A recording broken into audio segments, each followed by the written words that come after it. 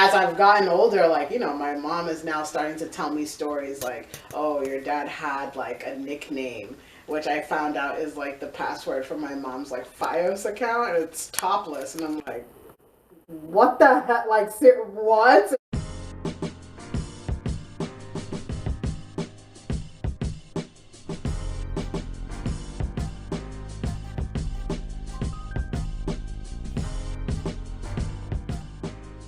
My name is Chiamaka N.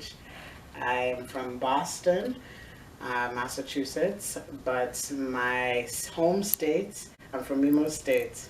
I feel like, I've always said that I feel like I'm not your typical Nigerian girl. And I don't mean that like, oh, because I didn't grow up in Nigeria. Like, no. I mean, I feel like I'm more outspoken than your traditional, I feel like there's this like standard and I'm like over there.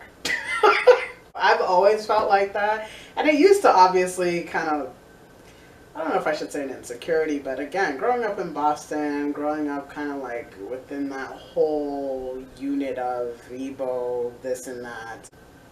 I didn't spend a lot of time with a lot of Igbo girls. The girls, they're told like, you have to dress the best and keep yourself pristine and like whatever, proper. And you say enough, but not too much. And you need to find another nice Igbo guy that's also prim and proper. And like, you guys conduct yourselves like, just keep yourselves okay. And I'm like, I want to be hung upside down. So how are you? I always knew that if I'm going to date a Nigerian or if I'm going to be with a Nigerian, they're either also not typical or they're, open-minded and allow me to be myself. So that's the case here. Dating during COVID is interesting, right? Because you don't, like, you're thinking of exposure. You're thinking of exposure, but then it's like you want companionship. We're human. My last relationship, it ended when I moved to Maryland. Distance was a huge component of that. I moved to Maryland towards the end of 2019. I think I moved like September 2019. And at that time I was studying for my boards to be licensed as a pharmacist. And so I finally got licensed in March of 2020, and boom, quarantine. I actually met him on Hinge. It's like pretty standard. You set up pictures, like you put up like your best pictures, and Hinge has like different prompts that you can put up that you answer, and like the point of answering is just to make yourself more likable or funny or whatever. So Wednesday, I was on Hinge, swiping left, swiping right, just scrolling through, and I get a comment on a prompt that I had answered. The prompt was, what is the saddest thing that an ex has ever gotten you? And my answer to the prompt was socks on Valentine's Day, which is true.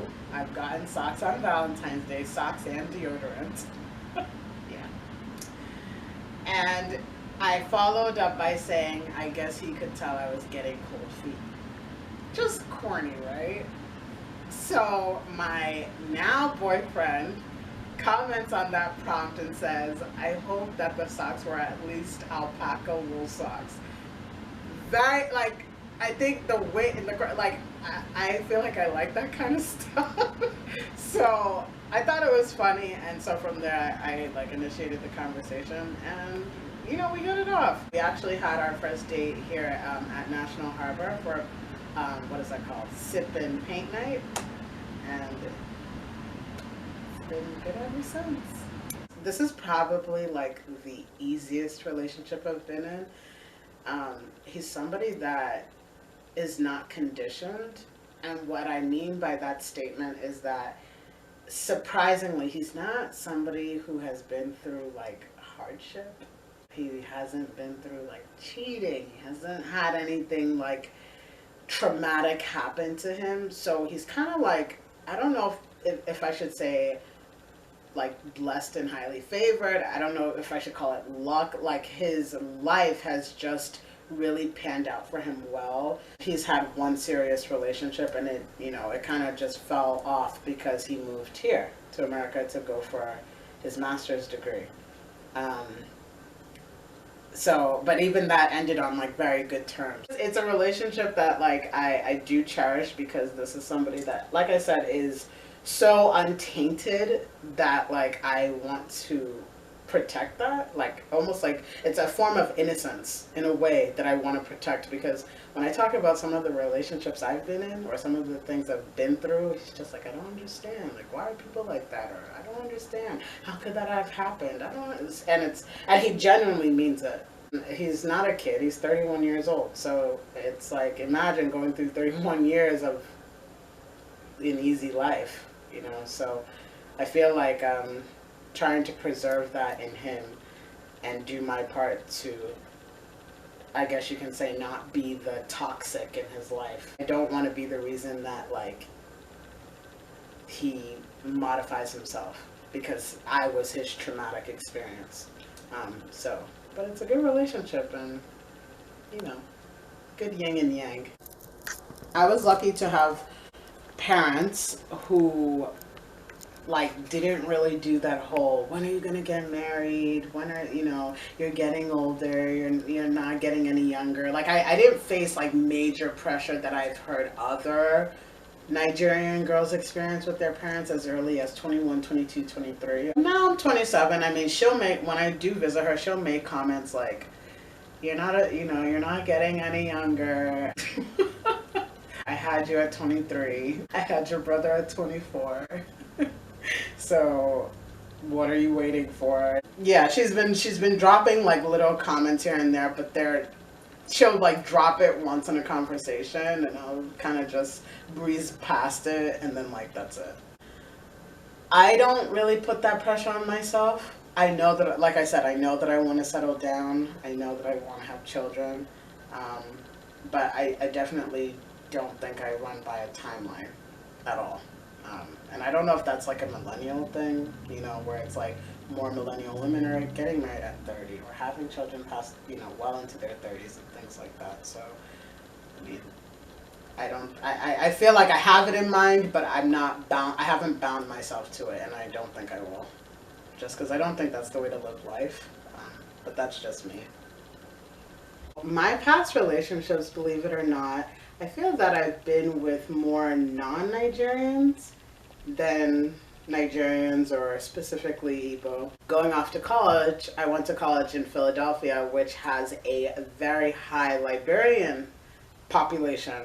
And so, but apart from that, there's not a lot of Nigerians in Philly.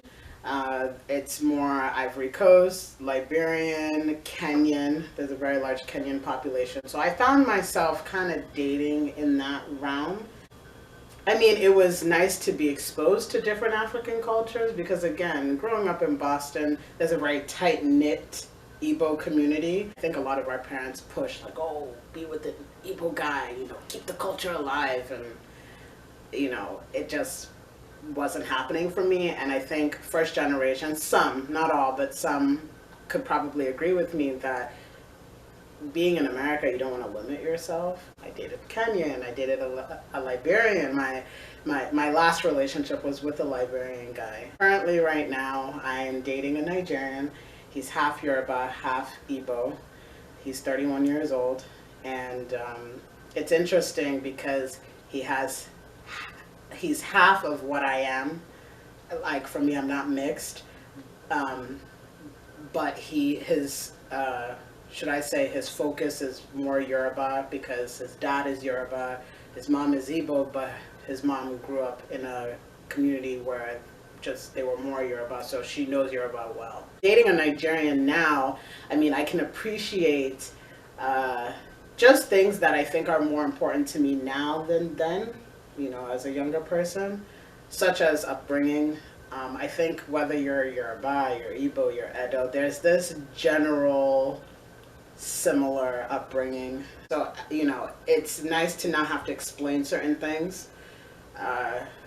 For example, you know, when you're dating, I think you wait up until a certain point in that dating before you start mentioning any name. And even as you're mentioning said name, they're probably like a friend, you know, like like a close friend.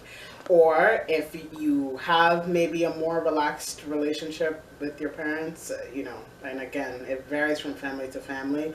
You can say that that you're in a relationship with them, but by no means are you introducing them after like a month. Most females, Nigerian females, will never talk about boys with their dad, ever. Ever. Whereas in my case, I feel like that comfortability started pretty early for me. There was just this easiness with him to like if I was talking to someone, there wasn't this like, oh my god, my dad can't find out. Like I just never had that. My dad came here at 17. My mom and I came here when she was 23 because I was born in Nigeria. Both of them coming to this country so young, there is definitely more of a lax mindset. Like I feel like for old school Nigerians or those that are just like they're not like aware, it's like they're thinking of it, they will see a situation and only see it with like a Nigerian lens. Whereas like my parents, like, yeah, don't get me wrong, like, I mean, they are old school in their thinking, but they would tap into like the fact that this is America, the fact that like there are other factors playing into like a particular situation.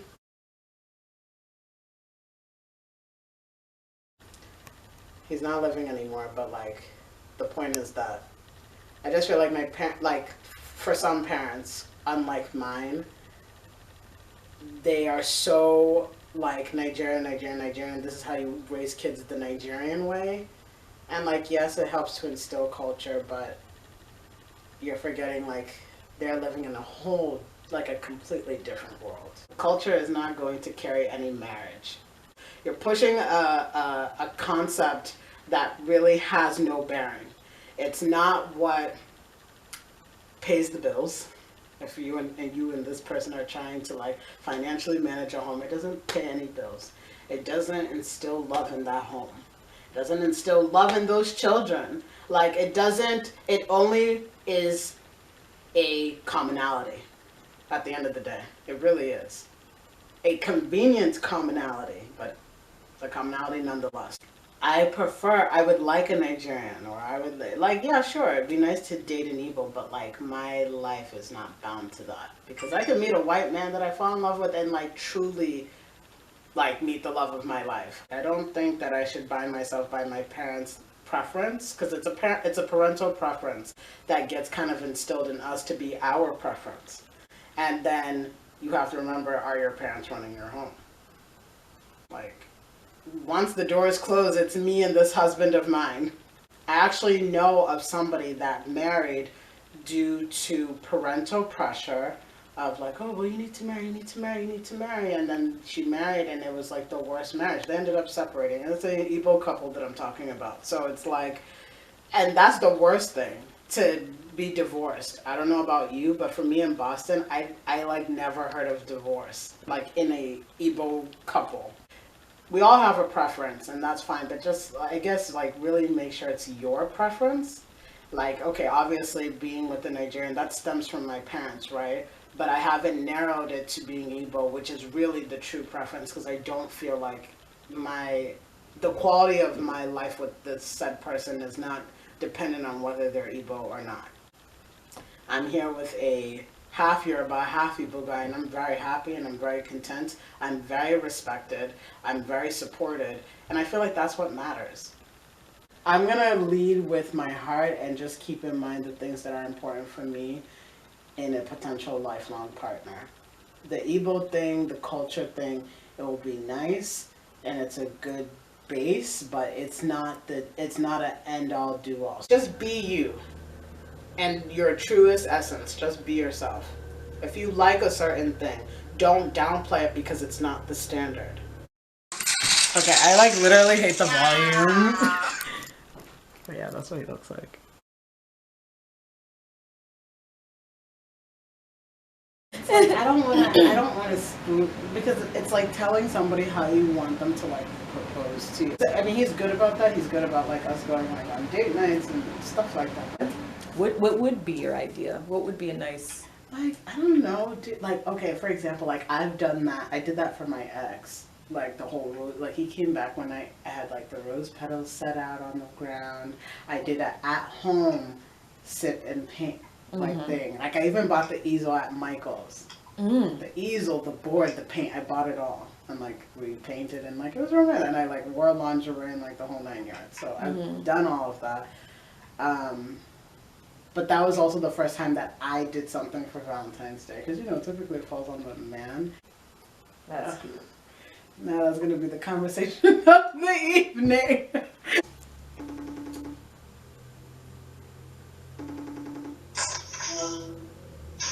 Hey, Cheekies. Hey, What's going on? just about to go to the show. How's the gym? It was okay. Yeah. How was was it the podcast? So it's not a podcast. It's like it's a it's a documentary on Nigerians dating in diaspora and like just what it's like dating, like, you know, a Nigerian compared to like maybe non-Nigerians, and just again like parental pressures in dating a Nigerian and like, you know, how we navigate that.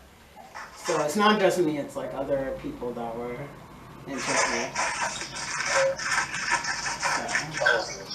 So it was good. You came up.